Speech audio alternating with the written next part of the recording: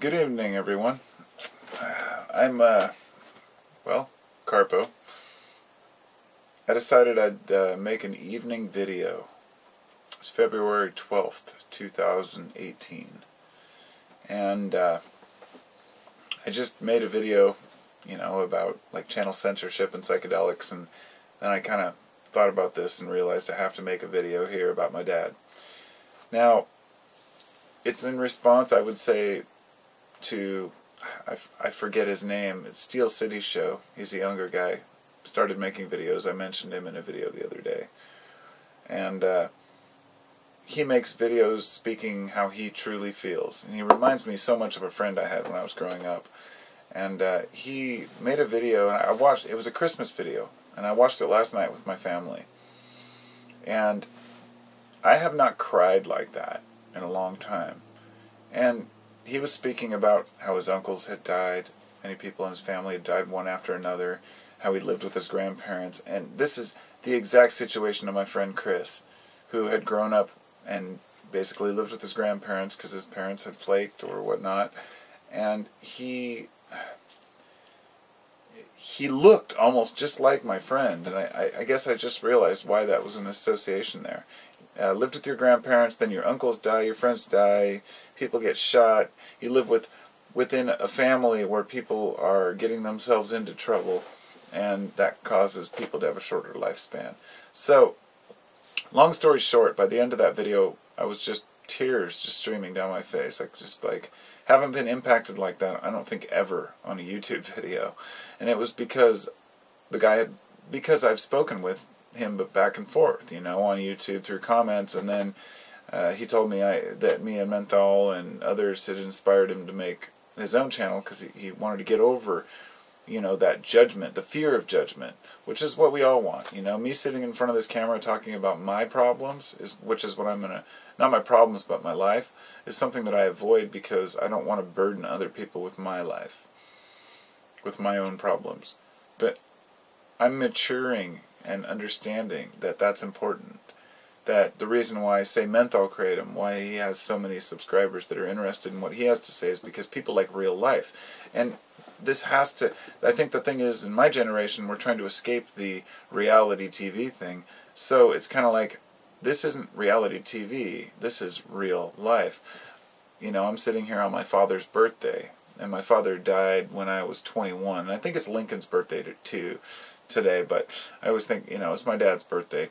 He died when I was about 15 years old, 1991. And the thing is, the Steel City Show, the guy, I wish I could remember his name, when he talked about his family issues, he mentioned in a comment today that I should talk about my things, that I should talk about my dad and the issues, and that people might be interested. So I guess that I decided to do this more for myself. But I'm going to put it out there because it's like therapy for me, I've never really talked about it, and I never do. My father and I were really good friends. I mean, he raised us until I was about 14, just turned 15, I think. I think it was late 14. My brother was like 11 or 12. And it was a really hard time for both of us because he got cancer. Well, before that, he had taken us on camping trips every year. We'd drive 12 fucking hours down to eastern Oregon to go out in the desert in the middle of nowhere with snakes and shit. And then, one time he got sick when he took my brother and I out there, and we were like 9 and 12. And he was sick for like a week with some kind of, who knows, some kind of infection or stomach problem. And I don't remember it really, except the fact that my brother and I just basically did what we want for a week and ran up into the hills, into the mountains, miles out into the desert between the Oregon and Oregon-Nevada border, out in the Trout Creek Mountains. Could have easily got lost, but we didn't. We were careful. Didn't get bit by rattlesnakes. And on the way back, he vomited this crazy-looking, thing that looked like a big-ass parasite. Looking back, I was a kid, so I didn't really see the whole thing. He said it looked like a banana, so it could have been some kind of a parasite or worm.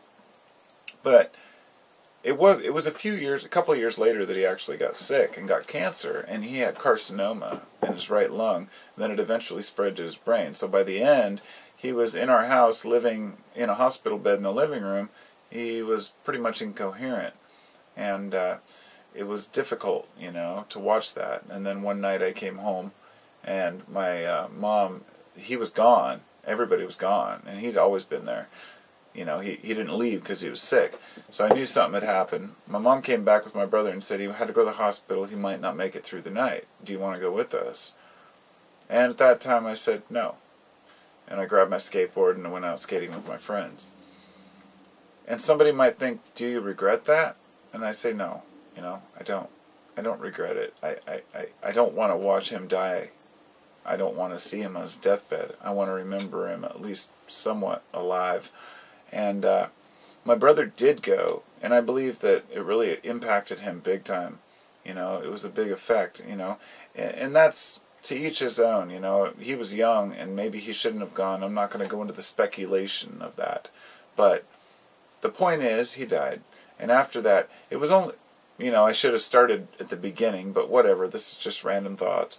When I was about 12, my parents divorced, and I moved to live with my dad to move into Lake Oswego in this little poor part of the area, the poorest part of Lake Oswego in the Portland area.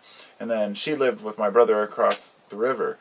We moved originally to Oregon City, then I was like picked on by the school bully the whole time. Then we moved to Lake Oswego, once again picked on by the jocks because it was a yuppie town, you know. And I spent a lot of time just hanging out with my skater friends, doing my Hesher long hair Metallica shirt skater thing, and had a great time with it. And after my father passed, you know, because when he got sick, my mom had to come back to live with us with my brother in order to help take care of him at the end. And my uncle came to live with us for a little bit, and he had his trailer parked out front. And then as soon as my dad died, he split, left town. And my uncle was our last connection to my dad. And coincidentally enough, actually it was last year that my cousin called me crying and saying that our Uncle Mike had died, which was my dad's brother. And, you know, I couldn't have any emotion. The guy had ditched out and never come back for 20 years, you know. And he was the last family we really had.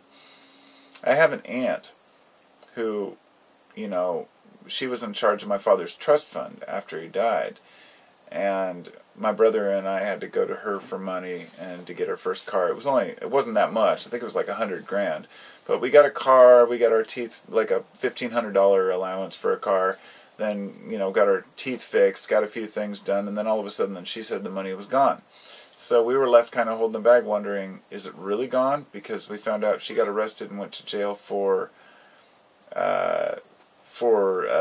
extorting money from the city of Lake Oswego, and I guess she got busted for it, and she had a huge gambling problem, and she went down and she would gamble a lot down at the bars. So I just had this thought, well, either the money really is gone, or she gambled away all of my cash.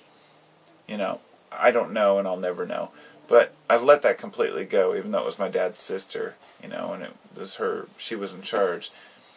That just kind of came to mind. But afterwards, I lived with my mom, you know, and it was like, we really had a great relationship. We hung out in the condominium. She moved out to Tigard area, and I stayed with her, and I just remember we'd sit there and we'd watch shows, watch X-Files back in the 90s, and talk about life and whatnot. And, you know, I guess I could go in and talk about my mom, but I won't because she's still alive and she's a great woman. We have a good relationship, even though at times she thinks maybe that I'm kind of a pain in the ass, and she's probably watching this right now. But I love you, Ma. I do. And, you know, I'm maybe hard to get along with as far as that realm of parents and whatnot, you know. And now as a father myself, it's like I want to be the best dad I can for my kids, you know. I have a 5-year-old, an 8-year-old, and a 23-year-old, and all of them are in there right now. And I'm going to go in a moment and watch a movie with them all, you know, because... well, because that's what we do, you know, try to get together as a family and do something, maybe play a game. I don't know what we're going to do, but the point is I came out here to make a video first because when I went in there I realized it was February 12th, earlier today, and then my mom texted me and said, "It's Dad's birthday." And I thought, oh, every year. Mom never forgets, you know. And I believe he was born in 49. So he'd be, wow, 69? Right? Yeah. 69, dude. So, yeah, he'd be 69 right now. And growing up without a father, you know, I grew up with a father, and like I said, he took me camping and whatnot. But growing up without a father through my teen years is something that I hadn't realized how much it affected me until recently. And for all of you out there who don't have a father, you know, I can sympathize, I can empathize, I understand where you're coming from. For all of you who do have a father, don't take him for granted. But I won't go as far as to say if you have a dad who's a piece of shit, you don't have to respect him. If your dad is a douchebag, don't fall into the trap of thinking just because somebody is your blood relative, you have to respect them. I'm saying that from the heart because I never believed that.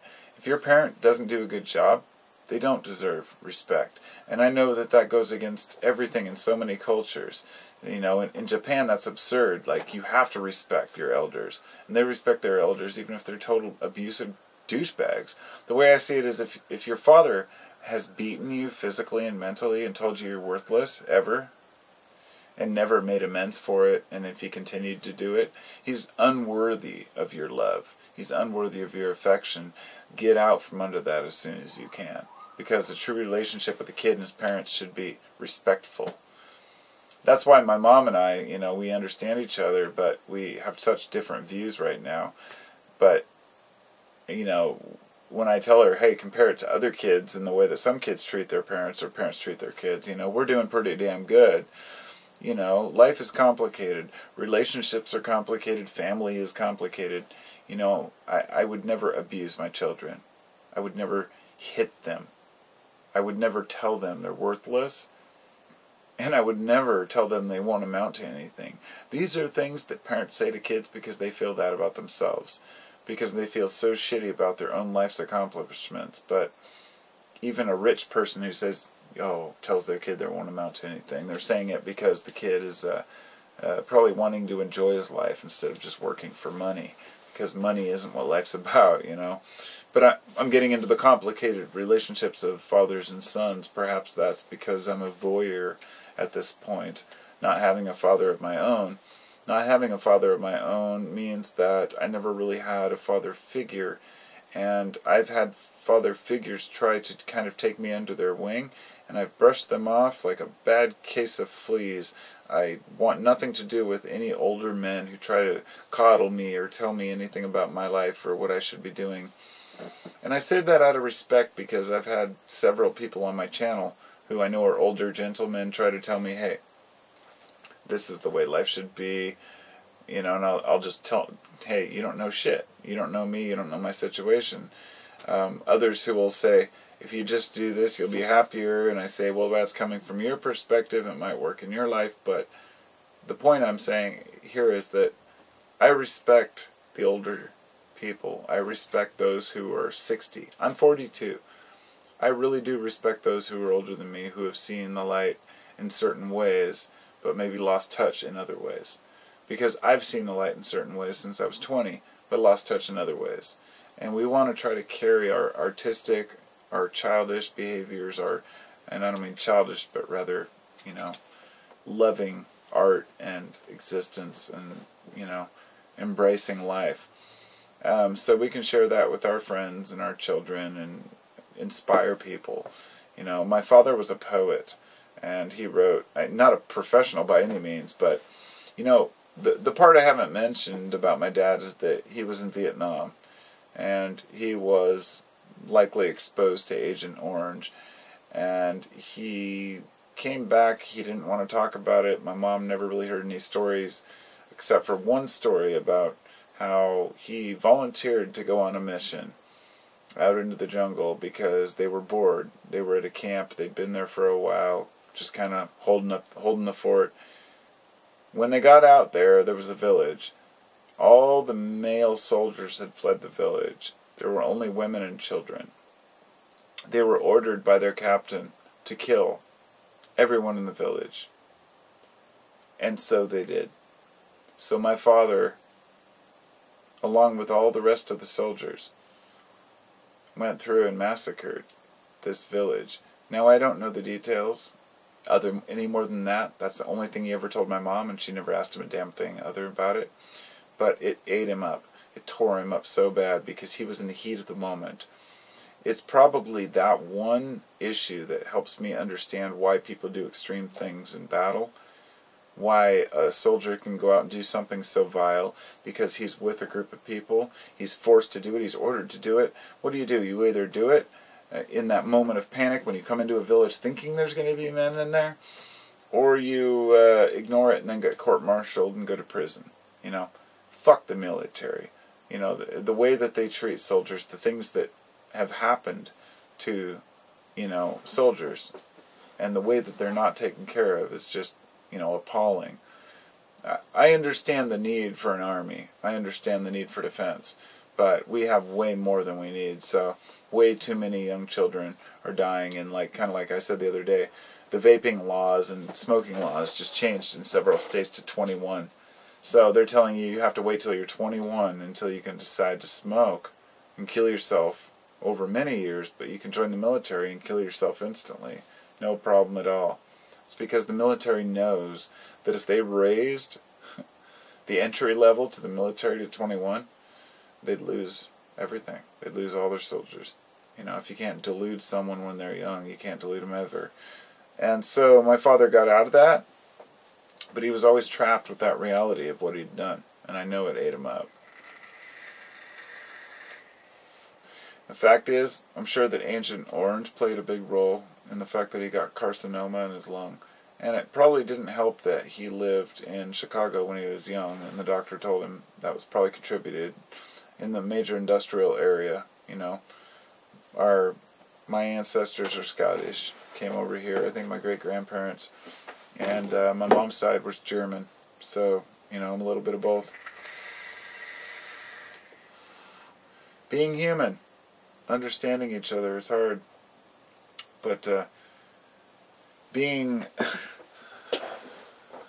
I don't know, understanding why we feel the way we feel, and the way the subconscious works, you know, all day today something's been kind of in the back of my mind, and it's probably my dad's birthday, you know, because we didn't get enough time together, and it's made me stronger for it, having to go through that, but at the same time, it fucking hurts, you know.